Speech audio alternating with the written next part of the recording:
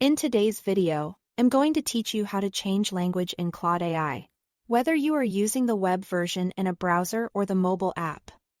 The process is quick and consistent, and by the end you will have the entire interface displayed in the language you prefer. Start by opening Claude AI on the web or in the app. Once the interface loads, look toward the bottom left corner of your screen. You will see your profile icon there. Typically a small avatar or initial. Click or tap that profile icon. This opens a compact menu that gives you access to key preferences without leaving your current workspace. So you can make changes without disrupting your ongoing chats. Inside this menu, find and select the option labeled Language. It's designed to be easy to spot since it controls the main display language for menus, buttons, settings, and other interface text. Selecting language will bring up a list of available languages supported by Claude AI. Now choose your desired language from the list.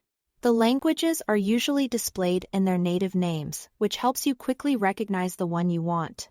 Take a moment to scan the list carefully to avoid picking a similar sounding option. When you select a language, Claude AI will immediately get ready to apply that choice across the interface. After you make your selection, the interface will reload in your chosen language.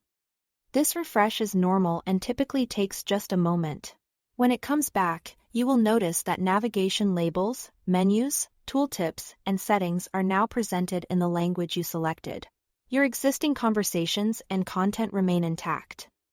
Only the interface wording changes. If you switch devices later, the same preference should carry over as long as you are using the same account.